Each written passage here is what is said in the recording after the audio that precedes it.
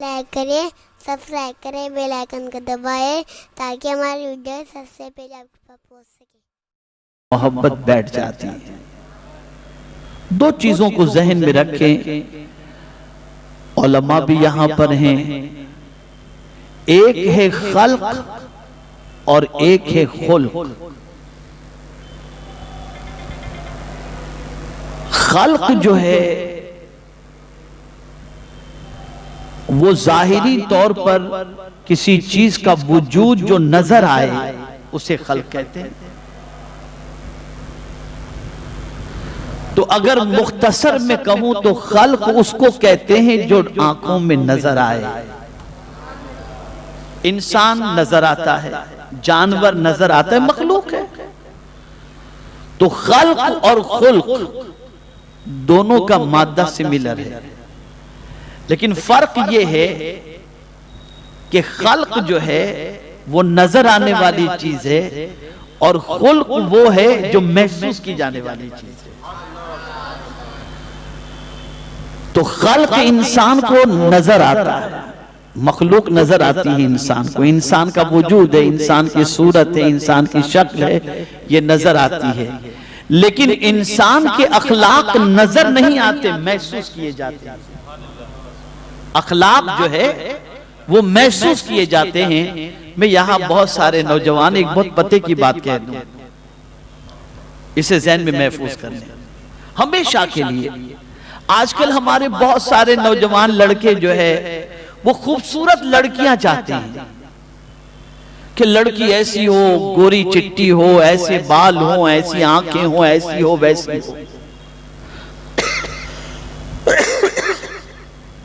اس قسم کی خواہش لڑکے کے اندر ہوتی ہے، پھر بھلے وہ خود کیسا بھی ہو، وہ اپنی شکل آئینے میں نہیں دیکھتا کہ ذرا میں بھی دیکھوں میں کیسا لگتا ہوں، لیکن خود اپنی چوائس کی اگر بات کریں گے تو مجھے تو ایسی لڑکی چاہیے، ایسی لڑکی چاہیے، ایسی لڑکی چاہیے۔ تو یہاں میں ایک بہت پتے کی بات عرض کر رہا ہوں، نوجوان بچوں اسے ذہن میں محفوظ کر لو۔ آنکھوں کو ٹھنڈک پہنچاتی ہے اچھی صورت۔ اگر کسی کی صورت اچھی ہے تو وہ آنکھوں کو ٹھنڈک پہنچاتی ہے، اور کسی کی سیرت اچھی ہے تو وہ دل کو ٹھنڈک پہنچاتی ہے۔ تو جو لوگ صورت دیکھ کر کے شادی کرتے ہیں اور سیرت نہیں دیکھتے، ان کو زندگی میں کبھی سکون ملا ہی نہیں کرتا، اور جو سیرت دیکھ کر کے شادی کرتے ہیں ان کی زندگی پرسکون گزرا کرتی ہے۔ اسے ذہن میں رکھو، اسے ذہن میں رکھو۔ تو میرے پیارے آقا صلی اللہ تعالی علیہ وسلم کے پیارے دیوانوں، آقا کریم صلی اللہ علیہ وسلم کی شان جب امام عشق و محبت نے بیان کی تو کہتے ہیں تیرے خلق کو حق نے عظیم کہا، تیرے خلق کو حق نے جمیل کیا، کوئی تجھ سا ہوا ہے نہ ہوگا شاہ، تیرے خالق حسن و ادا کی قسم۔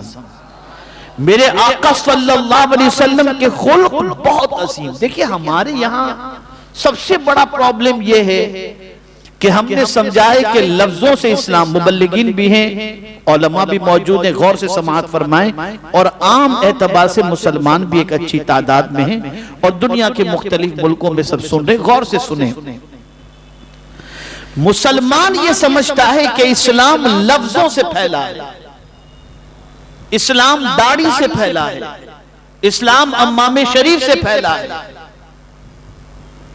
تو میں آپ کو بتا دوں کہ آپ تاریخ اٹھا کر کے دیکھو کہ رسول گرامی وقار صلی اللہ تعالی علیہ وسلم کی کس چیز کو دیکھ کر لوگ اسلام قبول کیے، تو آپ کو پتا چلے گا مصطفیٰ کے اخلاق کو دیکھ کر لوگوں نے اسلام اخلاق سے پیدا۔ اس لیے پوری دنیا اخلاق بگاڑنے کی کوشش کر رہی ہے، پوری دنیا اخلاق بگاڑنے کی کوشش کر رہی ہے، اور قوم مسلم کا حال بھی یہ ہے کہ اب اللہ خیر فرمائے کہ بد اخلاقی کی اگر کوئی انتہا بھی کہی جائے تو اس انتہا کی بھی انتہا کو قوم مسلم پہنچتی دکھائی دے رہی ہے، العیاذ باللہ۔ تو اخلاق اپنے سنوار ہے۔ اب اخلاق دیکھیے، سیدنا غوث پاک رضی اللہ تعالیٰ عنہ کی کہ ان کے اخلاق کا کیا کہنا. اخلاق میں ایک سب سے اہم چیز ہے نرمی. ایک بندہ اگر یہ چاہتا ہو کہ اللہ اس پر مہربانی فرمائے تو رسول اعظم صلی اللہ علیہ وسلم نے اس کے حوالے سے فرمایا ارحموا من فی الارض یرحم من فی السماء او کما قال. تم زمین والوں پر مہربانی کرو، آسمان کا مالک تم پر مہربانی کرے گا، تو زمین والوں پر مہربانی کرو. غوث پاک رضی اللہ المولا تبارک و تعالی عنہ کی ذات وہ عظیم ذات ہے کہ انہوں نے زمین والوں پر اتنی مہربانی کی کہ میرے پیارے آقا صلی اللہ تعالی علیہ وسلم کے پیارے دیوانوں تصور ہی سے آدمی کی عقل دنگ رہ جاتی ہے. اتنی مہربانی غوث پاک فرماتے ہیں. اور حق تو یہ ہے کہ حضور صلی اللہ علیہ وسلم نے فرمایا زمین والوں پر، انسانوں کی بات حضور نے نہیں فرمائی، زمین والوں کی بات فرمائی. تو اب زمین میں ہر چیز آ گئی، ہر چیز پر جانور ہوں تو زمین پر جانور چلتے ہوں ان پر بھی مہربانی. تو غوث پاک رضی اللہ تعالی عنہ ہر ایک زمین کی مخلوق پر مہربانی فرماتے تھے، ہر مخلوق. اب آپ دیکھیے سیدنا غوث پاک رضی اللہ المولا تبارک و تعالی عنہ بھوک سے نڈھال تھے. طلبہ موجود ہیں، وہ بھی خاص طور پر ذہن میں رکھیں. بھوک سے نڈھال تھے سیدنا غوث پاک رضی اللہ تعالی عنہ. کم و بیش 20 روز سے کوئی دانہ پیٹ میں نہیں گیا تھا. تو شونزیہ کر کے ایک علاقہ وہاں پر، یا شانزیہ کر کے، اس علاقے میں کچھ اللہ والے رہتے تھے. غوث پاک رضی اللہ المولا تبارک و تعالی عنہ نے سوچا چلو میں وہاں چلا جاؤں. وہاں گئے، وہاں کی مسجد میں پہنچے تو آپ نے کیا دیکھا کہ مسجد کے اندر ایک بندہ کنارے پر بیٹھ کر اپنی تھیلی میں سے کچھ گوشت اور روٹی نکال رہا ہے. غوث پاک رضی اللہ تعالیٰ عنہ کو اس نے دیکھا تو اس کے دل میں خیال پیدا ہوا کہ میں انہیں بھی کچھ کہوں کہ آپ بھی شریک ہو جائیں. تو غوث پاک سے اس نے کہا کہ آپ لیں گے؟ تو غوث پاک رضی اللہ تعالیٰ عنہ نے حضور صلی اللہ علیہ وسلم کی سنت پر عمل کرتے ہوئے پہلے پوچھا آپ کون، کہاں سے؟ تو اس نے بتایا میں جیلان سے آیا ہوں. پھر اس نے پوچھا آپ کا نام؟ غوث پاک سے پوچھا. غوث پاک نے فرمایا میرا نام عبدالقادر اور میں بھی جیلان کا رہنے والا ہوں. اب اتنا سننا تھا کہ وہ شخص جس کے پاس روٹی اور گوشت تھا، جس نے غوث پاک کو کھانے کے لیے گزارش کی، جب غوث پاک سے اس نے سنا غوث پاک کا نام تو رونے لگا، آنکھوں سے آنسو جاری ہو گئے، خوب رویا ہوا. تو غوث پاک رضی اللہ تعالیٰ عنہ نے فرمایا آخر تمہاری آنکھوں میں آنسو کس بات سے، کیوں رو رہے ہو تم؟ اب اس شخص نے جواب میں کہا یا عبدالقادر، میں جب جیلان سے بغداد آ رہا تھا تو آپ کی ماں نے مجھے کچھ رقم آپ کے لیے دی تھی، میں اس رقم کو لے کر کے نکلا، لیکن یہاں پہنچنے کے بعد میری جو رقم تھی وہ ختم ہو گئی اور آپ نہ مل سکے، اور مجھے فاقے کی شدت محسوس ہونے لگی تو میں آپ کے پیسے سے یہ روٹی اور گوشت خریدا ہوں اور کچھ پیسے میرے پاس باقی رہ گئے ہیں، مجھے معاف فرما دیجئے کہ میں نے آپ کی امانت میں خیانت کی اور یہ باقی کی رقم آپ لے لیں. غوث پاک نے اپنی رقم میں سے جو ان کی والدہ نے بھجوائی تھی اس میں سے بقدر ضرورت رقم لی اور باقی سب رقم بھی اسے دے دی اور فرمایا تم مسافر ہو، رکھو یہ رقم تمہیں کام آئے گی اور جو تم نے کھا لیا میں اسے معاف کر رہا ہوں.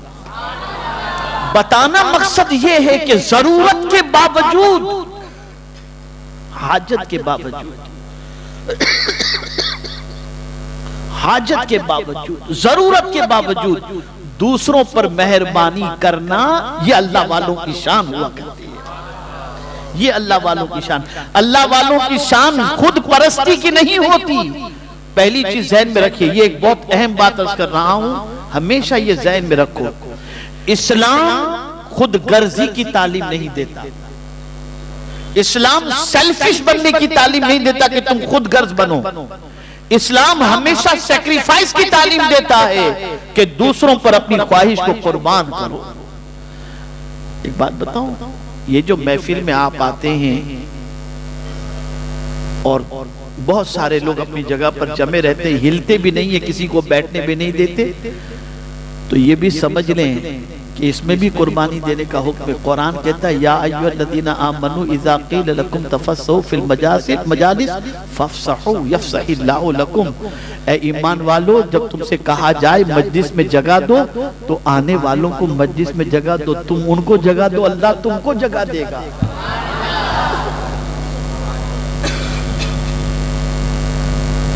تو اسلام سیکریفائس سکھاتا ہے, اسلام قربانی سکھاتا ہے. اور سیدنا غوث پاک رضی اللہ تعالیٰ عنہ نے اپنی زندگی فاقہ کشی میں اتنی گزاری جس کی کوئی انتہا نہیں. ابلے ہوئے چاول کا پانی پینا اور گھاس پتی پر اکتفا کرنا, اس طریقے سے غوث پاک رضی اللہ تعالیٰ عنہ نے اپنی زندگی پاک گزاری. اور میرے پیارے آقا صلی اللہ تعالیٰ علیہ وسلم کے پیارے دیوانوں, اس کے باوجود جب کوئی غوث پاک رضی اللہ تعالیٰ عنہ کو عطا کرتا اور غوث پاک کو فقیر نظر آتے, غوث پاک سارا اسے لٹا دیتے, اپنے پاس کچھ رکھتے ہی نہیں تھے. یہ شان تھی غوث پاک رضی اللہ تعالیٰ, یہ شان تھی سیدنا غوث پاک. کسی نے پوچھا غوث پاک رضی اللہ تعالیٰ عنہ سے, حضرت آپ کو کیا پسند ہے؟ دیکھیے اخلاق غوث پاک, آپ کو کیا پسند ہے؟ ارشاد فرماتے ہیں اگر مجھے میرا مولا پوری دنیا بھر جتنی دولت عطا فرما دے تو میں وہ ساری دولت غریبوں کے اندر خرچ کر دوں.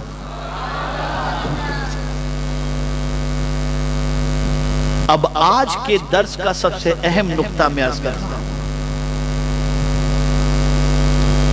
آج کے درس کا سب سے اہم نقطہ, اور اس نقطے کو آپ کبھی بھی زندگی میں نہ بھولیں گے.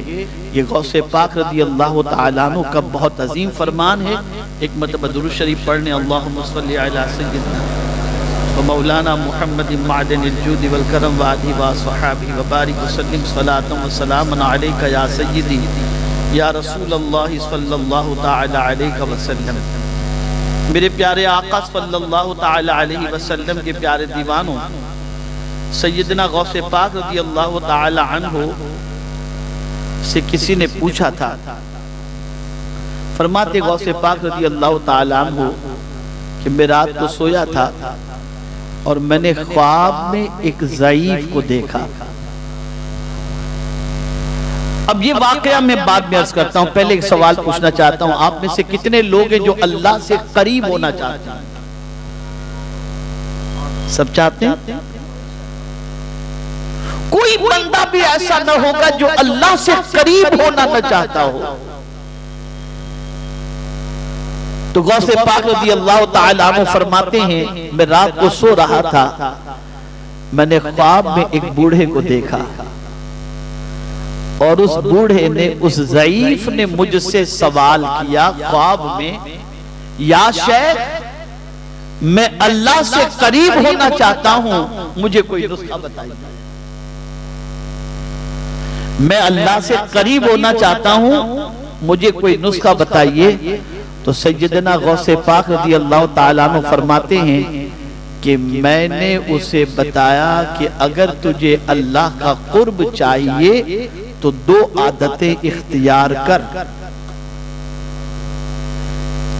نمبر 1 تقوی, اللہ سے ڈر, ظاہر میں بھی ڈر, باطن میں بھی ڈر, مجمع میں بھی ڈر, اکیلے میں بھی ڈر.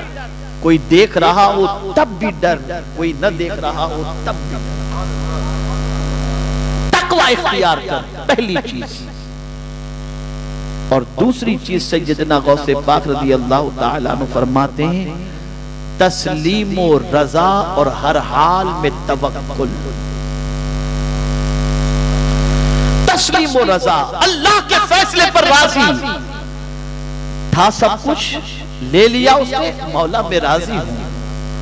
کچھ نہ تھا، اس نے بہت دیا، مولا میں راضی ہوں. جس میں تو راضی اس میں میں راضی.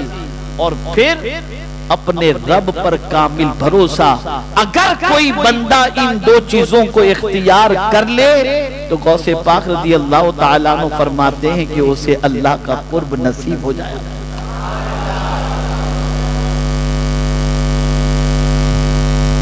گلے میں مالا پہننے سے قرب نصیب نہیں ہوتا، بال بڑھانے سے قرب نصیب نہیں ہوتا، رنگیلے کپڑے پہننے سے قرب نصیب نہیں ہوتا. قرب نصیب ہوتا ہے تقویٰ سے. اسی لیے جب حضرت معاذ بن جبل رضی اللہ تعالیٰ عنہ کو آقا کریم صلی اللہ علیہ وسلم نے یمن کی طرف بھیجا گورنر بنا کر، تو جانتے ہیں اب سرکار صلی اللہ علیہ وسلم کے علم کا کیا کہنا. ارشاد فرماتے معاذ اب جب تم یمن سے لوٹو گے تو میری ملاقات نہیں ہوگی. گویا سرکار نے اپنے وصال کی اطلاع دی تو رونے لگے حضرت معاذ بن جبل رضی اللہ تعالیٰ عنہ. سرکار نے فرمایا معاذ کیا چاہتا ہے تو مجھ سے قیامت میں قریب رہے؟ تو چاہتا ہے کہ قیامت میں تجھے اللہ میرا قرب عطا کر دے؟ عرض کہتے ہیں ہاں یا رسول اللہ. ایک ہی نسخہ سرکار نے فرمایا معاذ تقوی اختیار کر قیامت میں مجھ سے قریب رہے گا. تقوی اختیار، اللہ سے ڈرو، ہر حال میں ڈرو. کوئی نہ دیکھ رہا ہو تب بھی ڈرو، تنہائی میں ڈرو، مجمع میں ڈرو، اکیلے کہیں رہو تب بھی ڈرو. ڈرو اللہ سے ڈرو کہ ایک تصور رہے کوئی دیکھ رہا ہو نہ دیکھ رہا ہو میرا مولا دیکھ رہا ہے. اور ولایت ملتی ہی اسے ہے جس کے اندر تقوی موجود. بغیر تقوی کے ولایت ملتی ہی نہیں. ہماری ویڈیو کو لائک شیئر ضرور کریے.